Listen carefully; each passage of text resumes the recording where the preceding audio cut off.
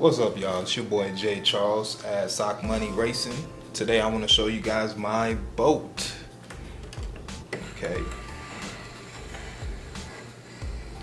So this is my new bright boat. I bought it at the thrift store. It was a pretty good find.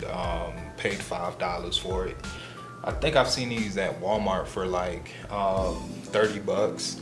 And so usually I see people buy those, and you know, they're not that fast out of the box, and so a lot of people tend to upgrade them. And so finding it for $5 at the thrift store, and you know, it wasn't a bad idea to get it. Funny story is, my first boat that I've ever got was another toy grade, and I actually bought that one from Walmart or Target, one of those places, for about 30 bucks. I upgraded it, put some hobby grade stuff in it, took it out on the water, and it sunk to the bottom of the lake. The mistake I made on that build, I put a nickel metal battery in it, and it was just way too heavy. I hit the throttle, and then when I let go of the throttle, all the weight shifted forward. It leaned in and swallowed a bunch of water, and I watched it go down slowly like the Titanic. It was a sad day, sad day. So I'm not trying to make that same mistake with this build here. And so the good thing about that boat that I bought is it came with a boat stand. This one did not. So I made my own boat stand. It's just purely aluminum metal and wooden rods with some screws. Like I say, I don't have a 3D printer, and so I just have a cutter, some saws, a drill, screwdrivers, and I go to work. Use my imagination, do the same thing too. So let me tell you a little bit about this boat. All right, so what I liked about it is that the body it's in good shape. There's no cracks. It's pretty watertight. When I take it out on the water, it doesn't get any water on the inside of it. So that's good, especially after watching my other boat go down. And so another thing that I like about it is that its long body makes plenty of room for modification in there. And so you can mount your electronics wherever you want. I would say on a boat, try to mount it as high as possible, because water will get in there somehow, and you don't want your electronics to go out on you when you're in the middle of the lake. Hopefully it's a windy day and the wind can push it to shore for you, or you can bring out a rescue boat, which I don't have. So yeah, what I didn't like about this boat is that the body, because it's a cheaper boat, is that the body is very flexible and thin, and so I'm worried about its rigidness once, you know, I get more power into this boat. How rigid is it gonna be when it's slicing through waves? Because, you know, water is one of the most powerful forces on this planet. It'll tear some stuff up. Okay, so all right, let's open this bad boy up. Okay, I don't know if you guys can see it, so I'm gonna bring it down to you. All right, so I was actually test fitting.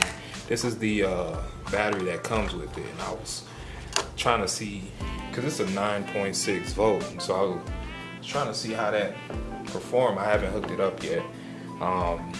For the most part, I've been running this LiPo battery, 7.4 volts. 2700 milliamps per hour. It doesn't last long at all. I do have the alarm on there, low voltage alarm, because there's nothing worse than your boat being stranded in the middle of the pond. And so I want to know when that battery's low so I can bring it back in. All right, the first thing that I did to this was put a bigger motor on it. It came with a, I believe it was a 360 size motor, and so the thing with brush motors is usually the bigger they are, the more torque they make. They don't necessarily spin faster though, but they just make more torque. And so I had this 540 motor laying around, and I got it to fit in there, and so I put that on there. The second thing that I did was I hooked up a digital, well, it's not digital, but you know, I hooked up a hobby grade servo on there so I can have digital steering. Like, it's not just all the way left, all the way right. I got it hooked up to an aftermarket or hobby grade remote control, and so that gave, you know, better control of the boat on the water. And so the next thing that I did, you know, along with the brush motor, I had to go with a brush speed controller. This speed controller, it does not have a reverse. That's one problem I'm running into, is that if I run into an obstruction, I have to wait until the water current carries my boat away from that obstruction, because I don't have a reverse. I think this speed controller is meant for an aircraft, and so yeah, currently it's okay on like big open water, but if you're trying to go down through a stream or a creek or a narrow river, it does have its disadvantages. Next, I have the my digital controller. So it's all the way over there. It's pretty much here. I'll show you guys. Alright, sit tight. I'll be back.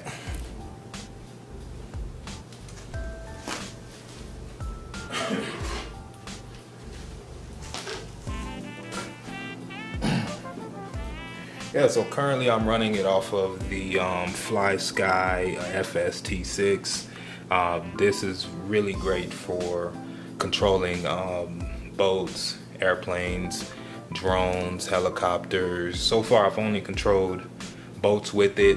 I prefer this over the trigger style receivers for boats because it has a throttle hold lever, so you don't have to hold the throttle. You can put it where you want it to be and just focus on steering. I've never driven a real boat, but anytime I've seen it on movies, that's how it seems.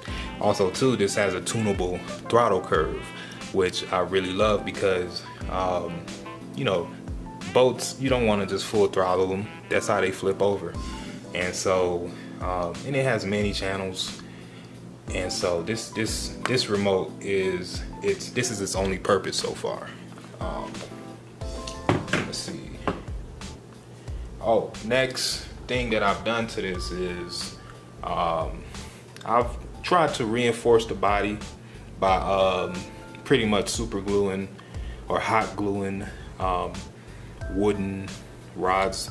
I'm not a boat engineer. I'm not particularly knowledgeable on structural reinforcement of boats. However, just doing this up front has made the front end so much stronger. I have one in the rear as well that makes the rear stronger, and I was able to mount my servo to it, so my servo is a lot sturdier now. And so the servo actually sits under this part in the rear. The motor shaft goes over this part, where this is where I put my battery at. When I'm running it, I put my battery up here, up high. And so, like I say, keep your electronics up high, because water will get in here just at least a little bit, and that's enough to, you know, turn your stuff off. Let's see. And yeah, and that was the next part, was my LiPo battery with the alarm, so that once I get it out on the open water, I can make sure that it comes back. I do plan in the future to get a larger LiPo battery. I would say something like, you know, 4,000 to 5,000 milliamps per hour, just so that I can have more time on the water. Other things that I plan to do with it is I plan to go with a smaller motor. I would say closer to the original size that came with it, but brushless, so that it can have a higher RPM. These boats are a 1-to-1 gear ratio, meaning that the propeller is gonna go as fast as the motor is gonna go. And so torque isn't really a big deal with boats. It's all about how much RPM you can get out of it. The next thing that I want to do is I want to go with a metal rudder in the back. That'll improve its turnability in water. That'll also improve its tunability, because a lot of the metal rudder setups have multiple mounting points, and so you can tune your rudder better and get a better straight line movement. Next thing that I want to do with it is upgrade the propeller down here. As you can see, this propeller is very soft. I don't know if you can see that, but I can wiggle it with my finger. It's very soft plastic material. I would even say it's rubber. It's a rubber propeller. So I'm probably losing a ton of efficiency because of that. My 540 motor is probably overworking itself to get this boat to move. It's losing a lot of energy from this rubbery propeller, and so I want to switch this to a metal propeller. Not really I don't know if I'm gonna do a 2-blade, 3-blade. I just want it to be metal at this point, so that all the power that the motor, or more power, closer to 100% of what the motor is putting out, the boat's actually using. And so with that being said, running a brushless setup and in a metal rudder, I want to run a water-cooled system off of that. And so, just so that I've actually had one of my other speed controllers overheated, and so this boat was stuck on the water because of that, because it had an overheating protection that would cut power off.